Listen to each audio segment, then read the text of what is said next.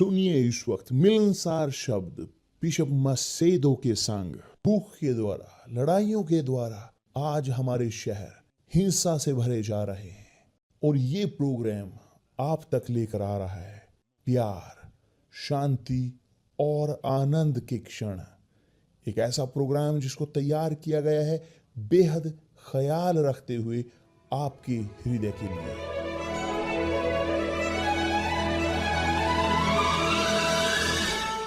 और अब आपके साथ मिलनसार शब्द बिशप मसेदो के।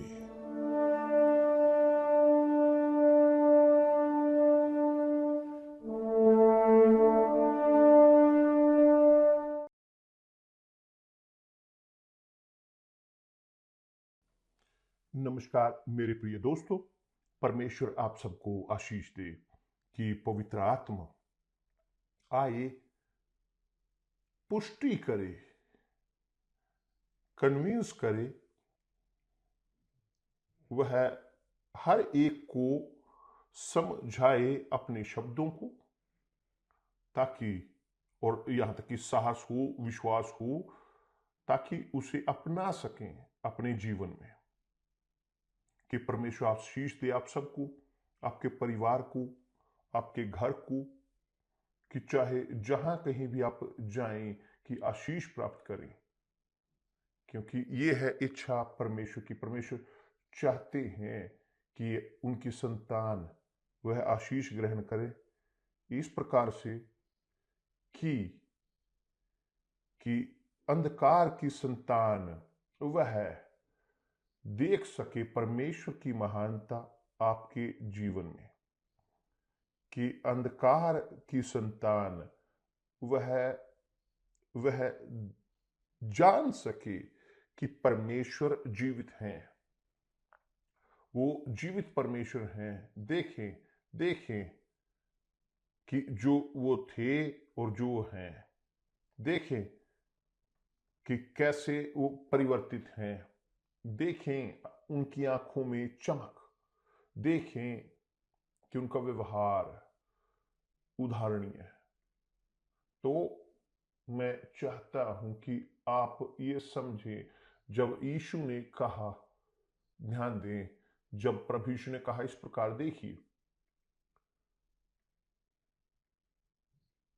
शिक्षाओं में, प्रार्थना में उन्होंने कहा इस प्रकार, तुम इस रीति से प्रार्थना किया करो, तुम इस रीति से प्रार्थना किया करो, हे स्वर्ग में विराजमान हमारे पिता।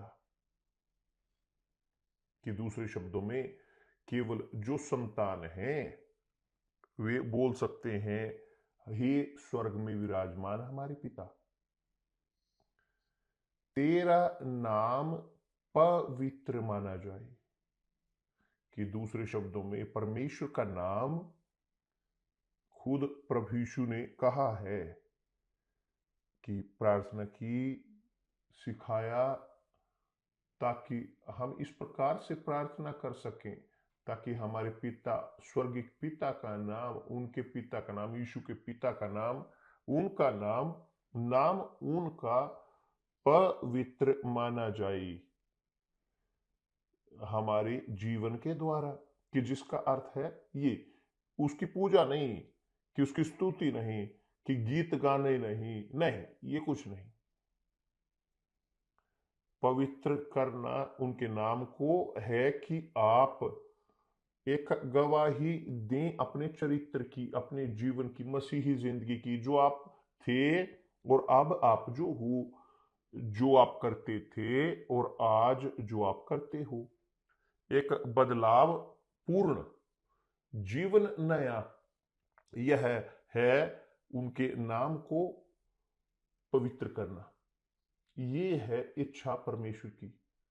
जब हम पवित्र करते हैं हमारे पिता के नाम को, प्राकृतिक तौर पर उनका राज्य फैलता है हमारे परिवार के अंदर, सबसे पहले हमारे घर में, हमारे संबंधों में, शादीशुदा संबंध बच्चों के साथ, संबंध दूसरे लोगों के साथ, और ये लोग वो देखेंगे परमेश्वर को हम में और जानेंगे कि उनका अस्तित्व है, तब इच्छा उनकी वह पूरी होती है उनके जीवन में भी। ये है इच्छा परमेश्वर की। मगर निराशाजनक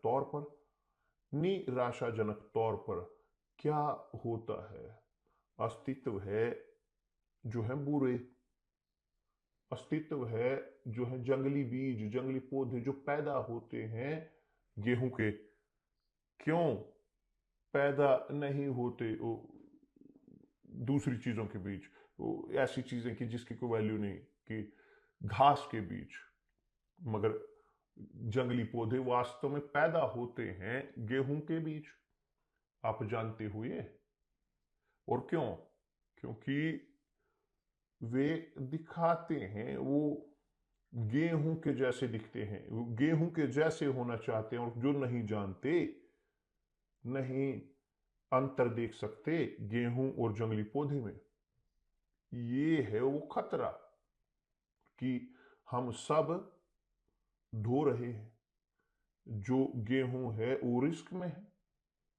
उदाहरण के तौर पर, मैं बहुत बार धोखा मैंने खाया है हमारे बीच में, मैंने बहुत बार गलती की है, मैं बहुत बुरी गलतियां मैंने की है, मगर गलती बहुत वास्तव में मैंने भरोसा किया, मैंने विश्वास किया कि बहुत सारे लोगों पर, बहुत लोगों पर, और मैं बोलता हूं बहुत लोग ऐसे, बहुत निकट नजदीकी लोग, मैं सोचता था कि वे परमेश्वर के हैं, क्योंकि दिखने के तौर पर बहुत अच्छे, बहुत पोलाइट, बहुत ध्यान देने वाले, बहुत अच्छे भले ब्रैकेट में।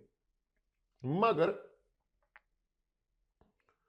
समय के साथ हम देखते आए कि संबंध इन लोगों का अपने पति अपनी पत्नी के साथ उतना इतना वो नहीं था कि ऐसे जटिल की जैसे उनका मेरे साथ था, कहने के तौर पर।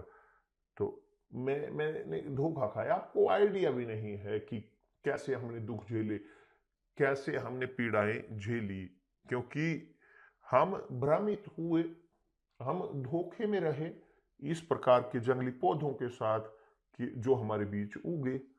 और था एक इस प्रकार का अनुभव आश्चर्यचकित, दैवीय चंगाई का, मुक्ति का।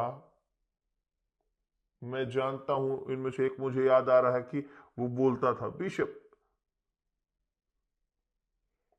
मैं, मेरे पिता के पास सब कुछ था, उसने सब कुछ खो दिया, परिवार जरूरत में रहने लगी, जीने लगी, मुझे चढ़ना पड़ता था आम के ऊपर खाना खाने के लिए, वहां आम तोड़ते हुए, ठीक।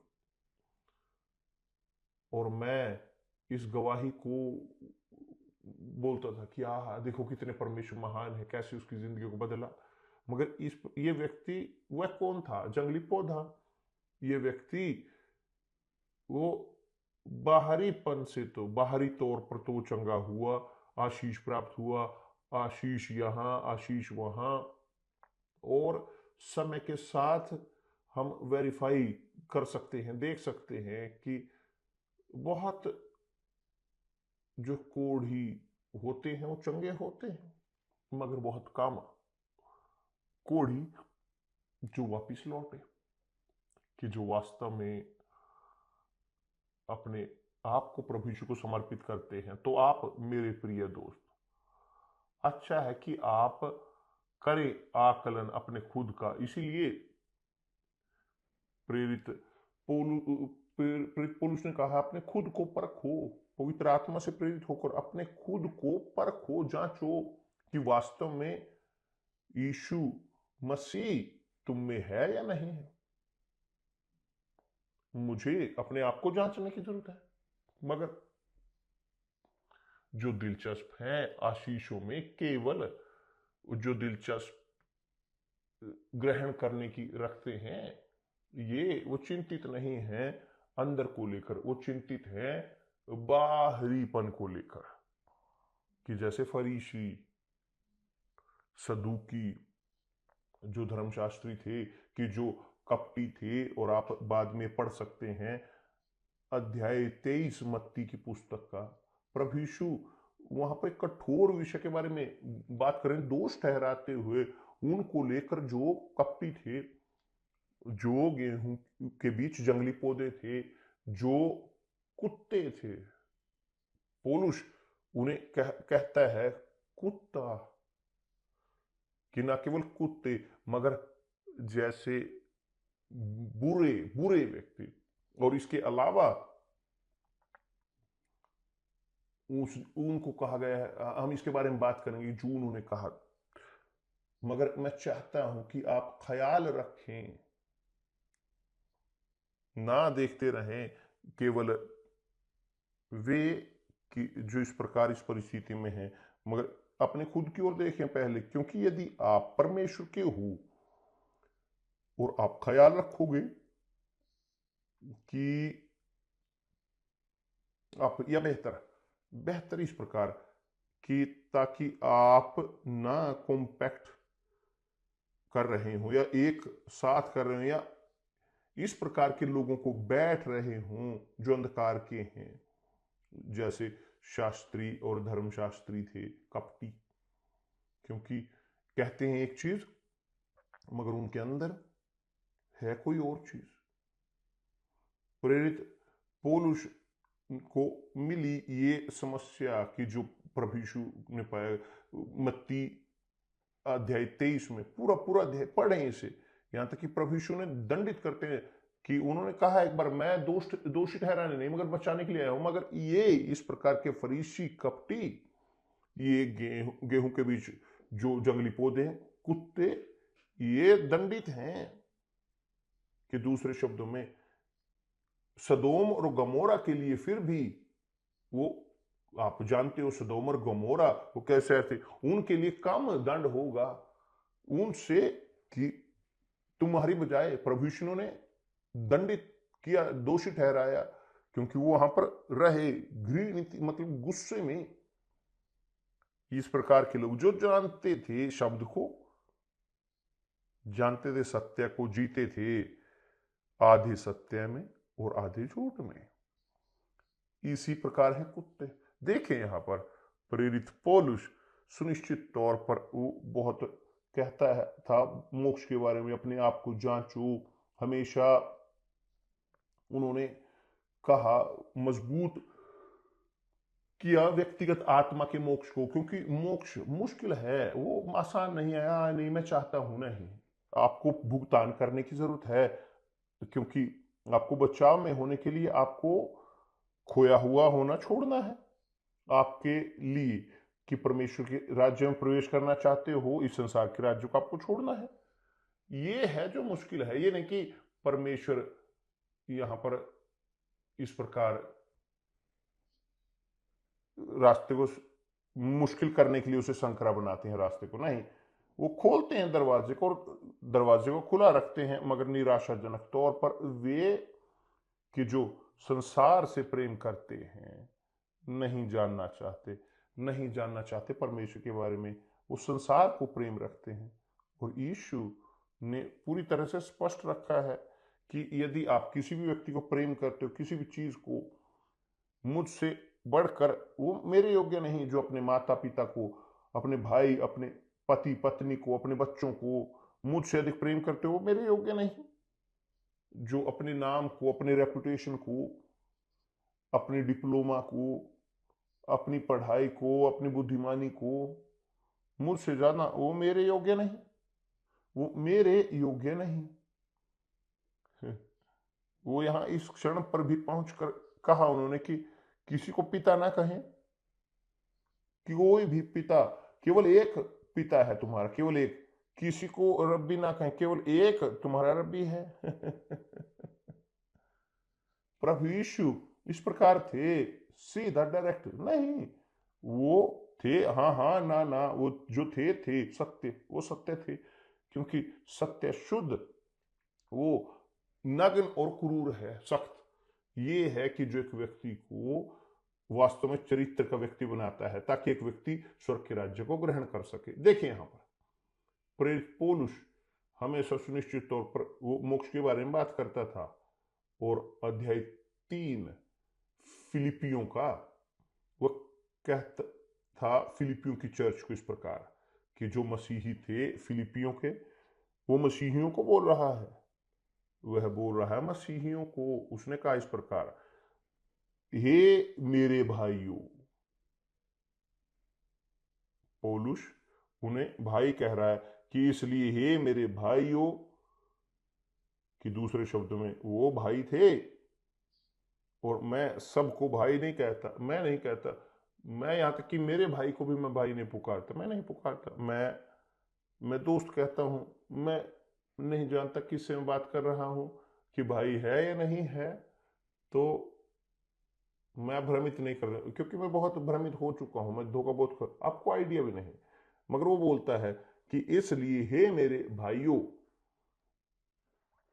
प्रभु में आनंदित रहो। वे ही बातें, देखिए यहां पर, वे ही बातें तुमको बार बार लिखने में मुझे तो कोई कष्ट नहीं होता। वो बार बार बोलता था एक ही चीज। और हमेशा मैं सभा जब करता हूं पास्टरों के साथ, असिस्टेंट्स के साथ, यहां तक कि चर्च में होते हुए भी रविवार को कोई भी सभा में मैं फोकस करता हूं मोक्ष में, आत्मा के मोक्ष के बारे में, क्योंकि कोई लाभ नहीं कि आप पूरे जगत को जीते अपनी आत्मा को खोए। तो मैं समझता हूं कि मैं कार्य मुझे करने की जरूरत है आत्मा के मोक्ष को लेकर, क्योंकि इसके विपरीत कुछ भी महत्वपूर्ण नहीं है। क्षमा चाहता हूं, कुछ भी महत्वपूर्ण मेरे जीवन में मेरी आत्मा से बढ़कर कुछ भी नहीं।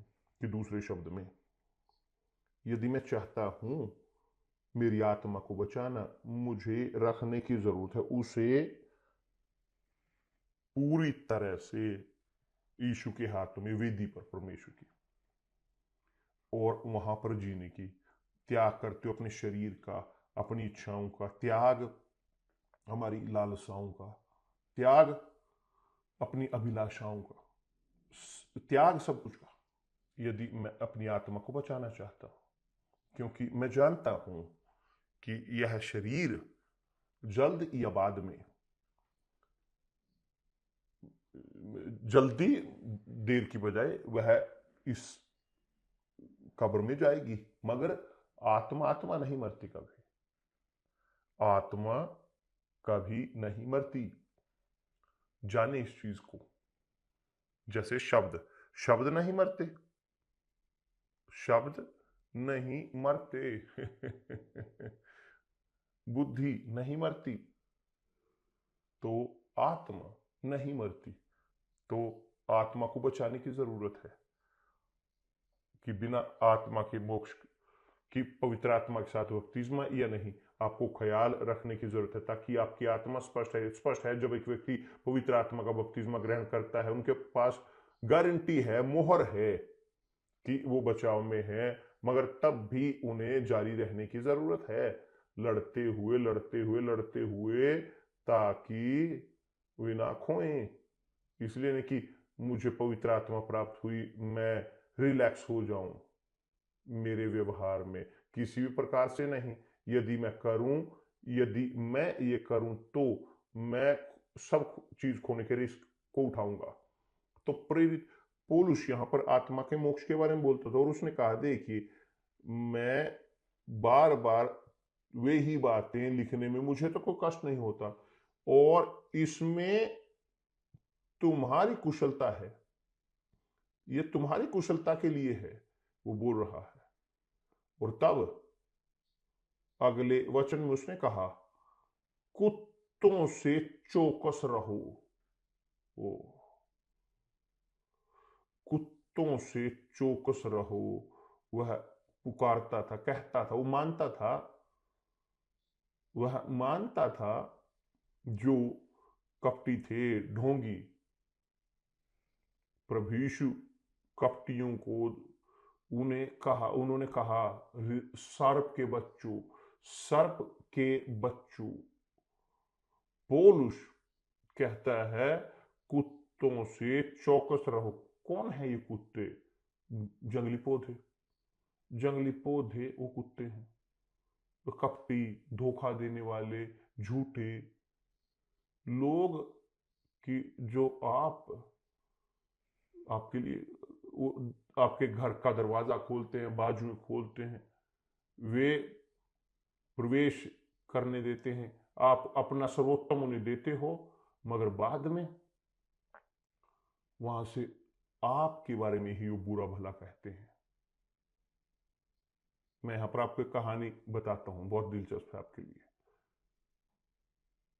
मुझे याद है मेरे पिताजी बोलते थे इसे, उनका अनुभव जो उनका था, बहुत ही बुरा अनुभव, बहुत ही बुरा, भयानक।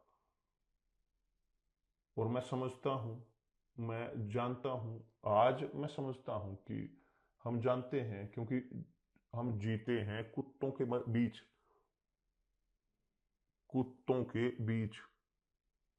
और चर्च के अंदर भी पत्थर, चर्चों के अंदर और भी पत्थर।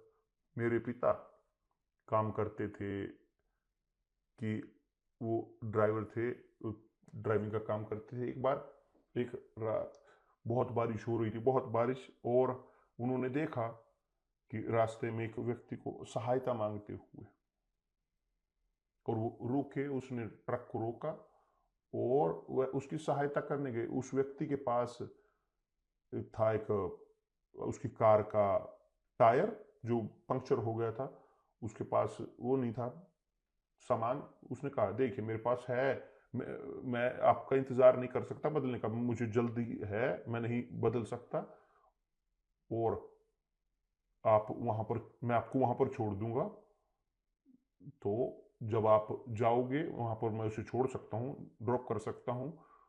तो उसने उस व्यक्ति के पास छोड़ा और मेरे पिता चले गए। वापस लौटते हुए जब वापस वो आए लेने के लिए उस टायर को, कोई भी वहां पर नहीं था। वो इतने गुस्से में हुए, इतने गुस्सा, उसने वो कहता था हमें पूरी तरह से गुस्से में, उनका गुस्सा वो ज्यादा होता था। मेरे बेटे, जब आप देखो किसी को गहरे गड्ढे में ऐसे कहते हुए कि कृपया करके मेरी सहायता करें, मेरी ओर हाथ बढ़ाएं, मेरे ओर रस्सी फेंके, आप पत्थर फेंके वहां उस गड्ढे में पत्थर फेंके, क्योंकि उनके साथ वो धोखा हुआ, उनका उनको धोखा मिला वहां पर। यदि मैं ये करता, मैं सुसमाचार का प्रचार नहीं कर सकता था, स्पष्ट है। उन्होंने कहा हमें, मगर जब हमने जाना यीशु को, हमारी ड्यूटी है प्रेम करना, यहां तक कि शत्रुओं को भी।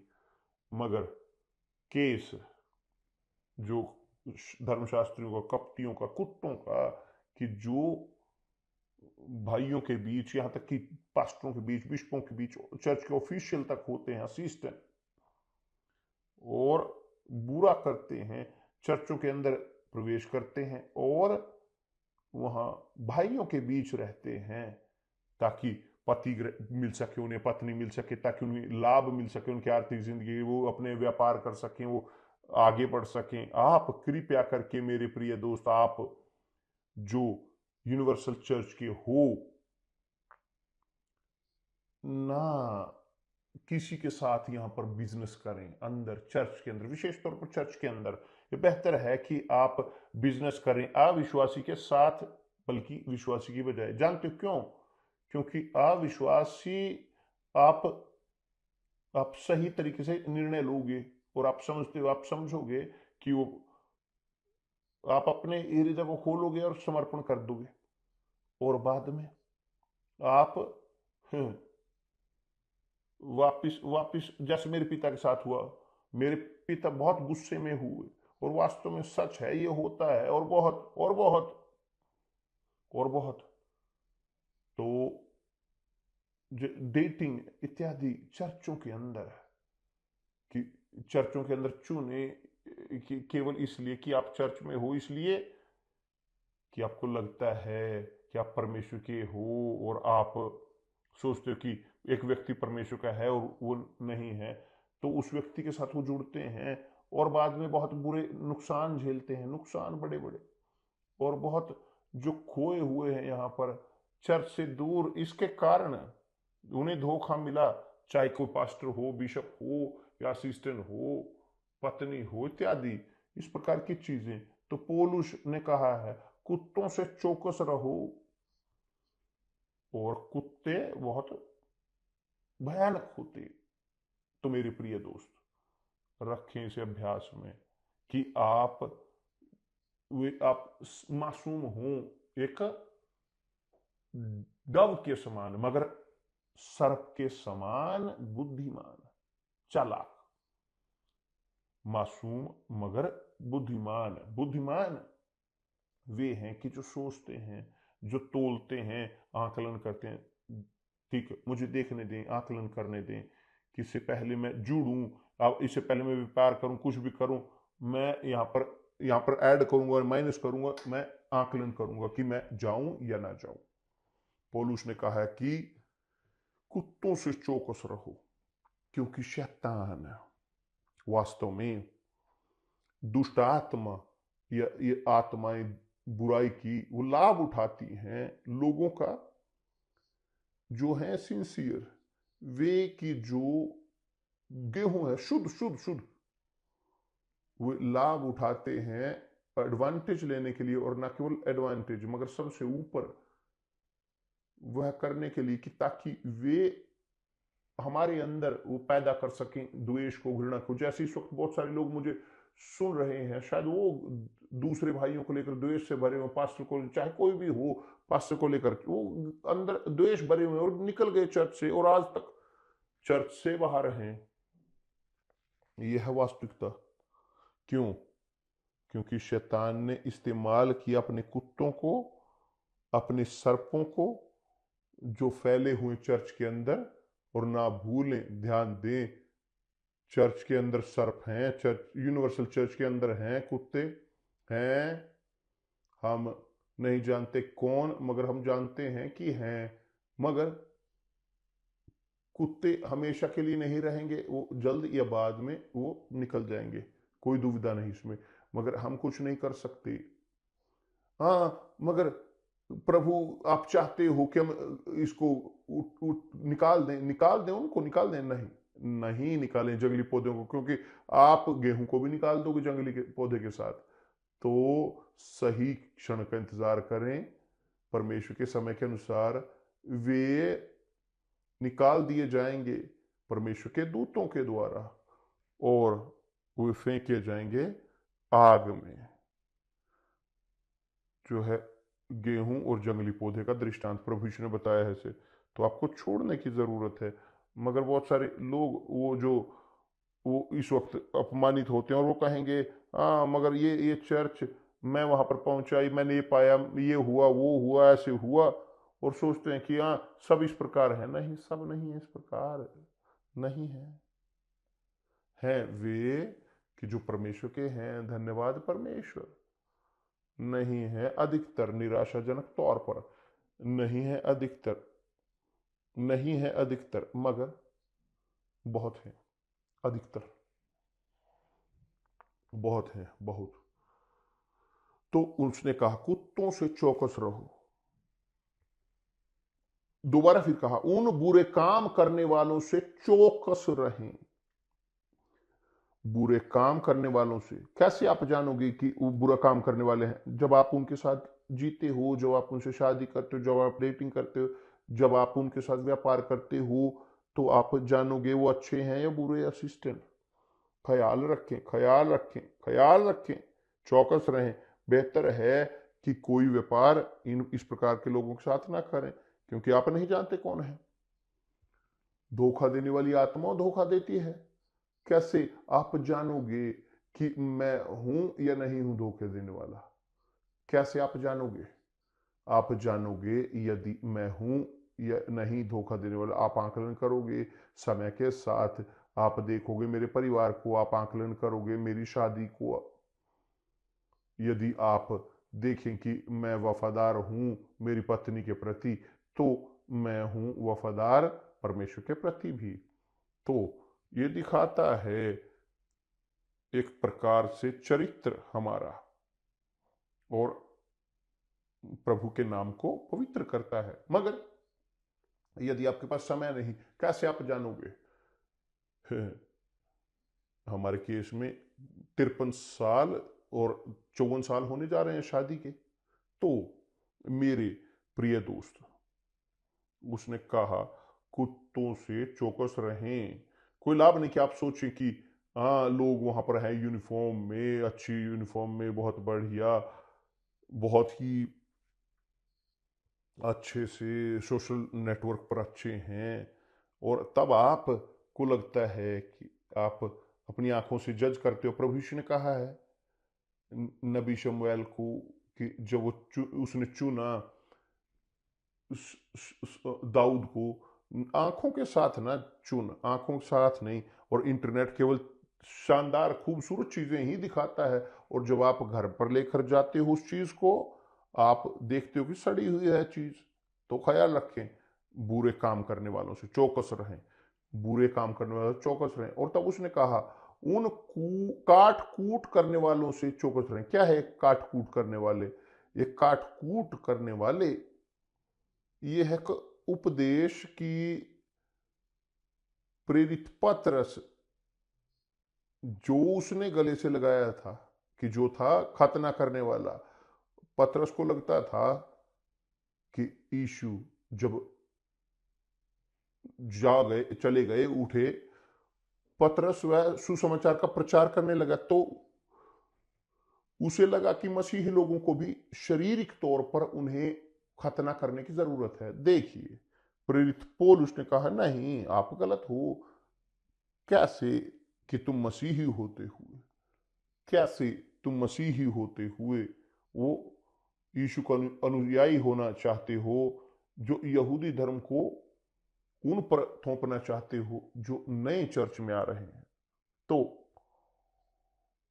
लोग ये काट कूट करने वाले वो गेहूं हैं कि जो झूठ को प्रीच करते हैं, धोखे को वो इस्तेमाल करते हैं। वचन जो अकेले हैं, अलग अपने डॉक्ट्रीन को बढ़ाने के लिए, और अंत में जो मैंने सुना है, मैंने नहीं देखा, मैंने सुना है, ये कहते हुए कि बहुत हैं कि जो प्रीच करते हैं सुसमाचार का और बोलते हैं इस प्रकार, क्या इस प्रकार की बात, ओ देखिए मायने नहीं रखता कि आपका सेक्सुअल ऑप्शन क्या, मायने नहीं रखता कि आप ये हो वो हो। है सच, प्रभु यीशु सबको स्वीकार करते हैं, मायने नहीं रखता कि आपका ऑप्शन सेक्सुअल। मगर जब एक व्यक्ति स्वीकार करता है यीशु को, तो यहां पर है काम। प्रभु यीशु सबको स्वीकार करते हैं, मुझ तक आओ सब सब। मगर जब सब आते हैं उन तक, सबको बदलने की जरूरत है। अपने होने के तरीके को, अपने व्यवहार को, अपने चरित्र को दिखाने की जरूरत है, साबित करने की जरूरत है, साबित अपनी जिंदगी के साथ, अपनी गवाही के साथ, कि वे अब परमेश्वर के हैं। वो अब गेहूं नहीं है, अब वो कुत्ते नहीं, अब वे भेड़े नहीं, बकरियां नहीं है, वे परमेश्वर के हैं, भरे हुए पवित्र आत्मा से। तो जब एक व्यक्ति ग्रहण करता है पवित्र आत्मा को, यह है वह स्पष्ट रहता है, पूरी तरह से स्पष्ट, कि जब एक व्यक्ति के पास है पवित्र आत्मा, इस प्रकार की ऑप्शन की चीज नहीं, सेक्सुअल ऑप्शन की, सेक्सुअल ऑप्शन उसका अस्तित्व नहीं है इस प्रकार के लोगों के लिए, कि जो समर्पित करते हैं यीशु को। तो यीशु सबको ग्रहण करते हैं, मगर सब को समर्पित करने की जरूरत है। कोई लाभ नहीं कि वे सब उनके सामने आए और सब जीना चाहें अपनी इच्छा के अनुसार। उन्हें जीने की जरूरत है परमेश्वर के शब्द के अनुसार। तो मेरे प्रिय दोस्त, ये नहीं कि आप जो चोरी करते हो, मारते हो, रेप करते हो, आप ठग हो, चोर, एक अपराधी, मायने नहीं रखता। प्रभु यीशु आपको स्वीकार करते हैं, मगर जब आप समर्पण करते हो यीशु को, आपकी जिंदगी बदलने की जरूरत है। यदि नहीं बदली या नहीं बदलते क्योंकि आपने समर्पित नहीं किया, वो आपको स्वीकार करते हैं, वो सबको स्वीकार करते हैं, चाहे कोई भी आप हों, कोई भी किसी भी धर्म के आप हों, जाति के, वे सबको स्वीकार करते हैं। सब का स्वागत है, मगर सब सब कि जो स्वीकार करते हैं उन्हें, तो उन्हें जीने की जरूरत है उसके अनुसार, कि जो एक अनुशासन है, एकादेश, यह बात की आदमी दो तीन चार औरतों के साथ या औरत तीन चार आदमियों के साथ, ये परमेश्वर की ओर से नहीं है। इसका कोई लेना देना नहीं पवित्र डॉक्ट्रिन के साथ, परमेश्वर के शब्द के साथ। परमेश्वर ने बनाया मनुष्य को और एक औरत उसे बनाई, उसने दो तीन नहीं बनाई, एक काफी थी।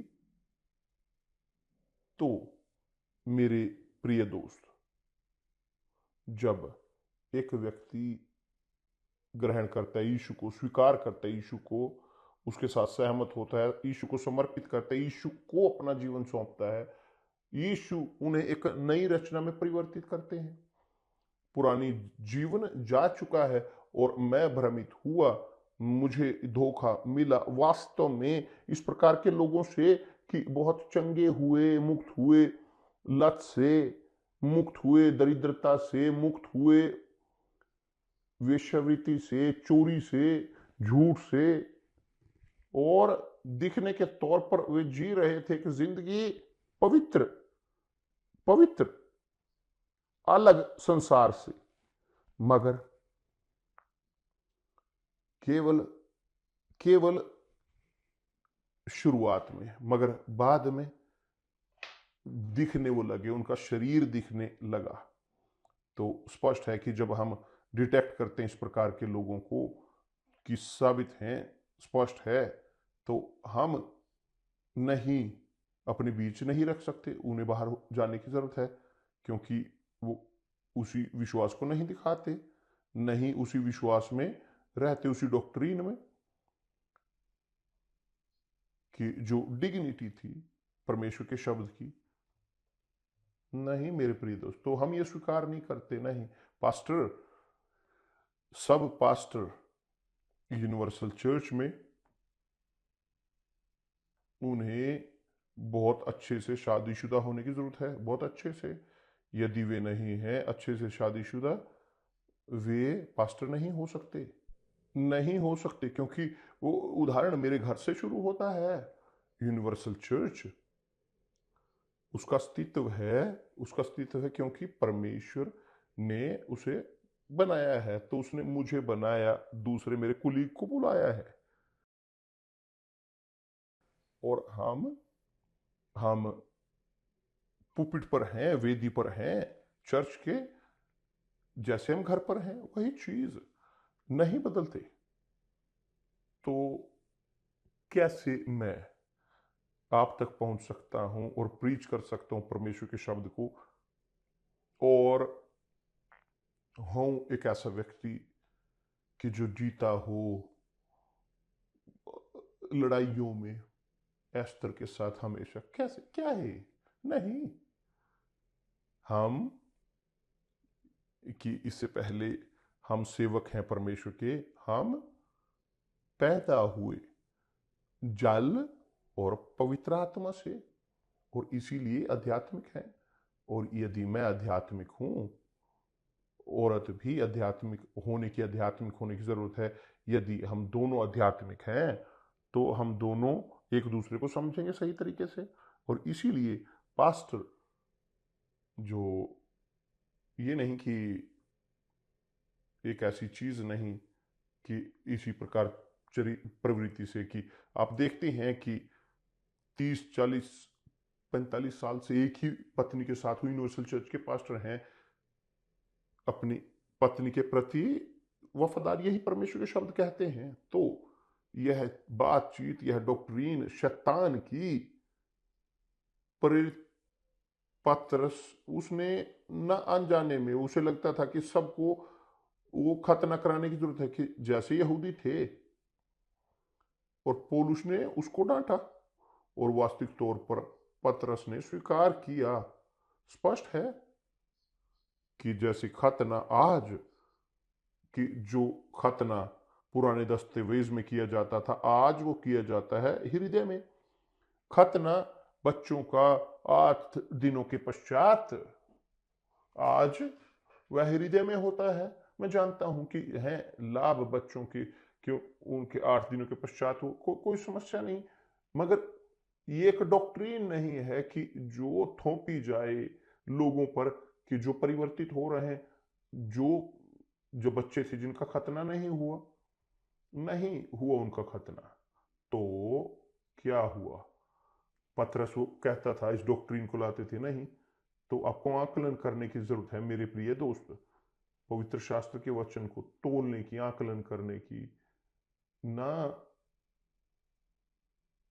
उदाहरण के तौर पर रहे एक वचन के ऊपर, केवल एक शब्द के ऊपर जो पवित्र शास्त्र का है और अपनी जिंदगी वहां उसके ऊपर स्थापित कर दी नहीं, क्योंकि आप वहां पर वेरीफाई कर सकते। मैं आपको उदाहरण देता हूं, एक और उदाहरण कि आप यहां पर समझोगे अच्छे से।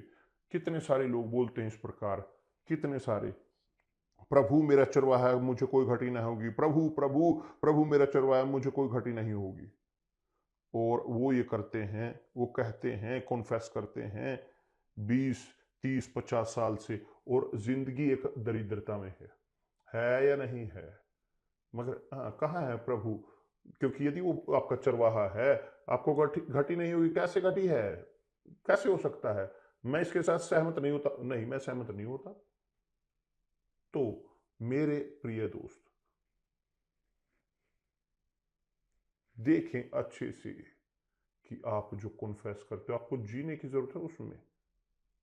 मैं इसमें विश्वास करता हूं, मगर मैं जी नहीं रहा इसमें। क्यों? क्या हो रहा है? तोलें अपनी जिंदगी को, आकलन करें कि यही जो हमने कल किया था, परमेश्वर के साथ परख, वो परखें कि जो कहा है, वो जो लिखा है, जो है वो होने की जरूरत है या नहीं है? सहमत है मुझसे कि जो परमेश्वर ने कहा है हमारे बारे में, वो होने की जरूरत है?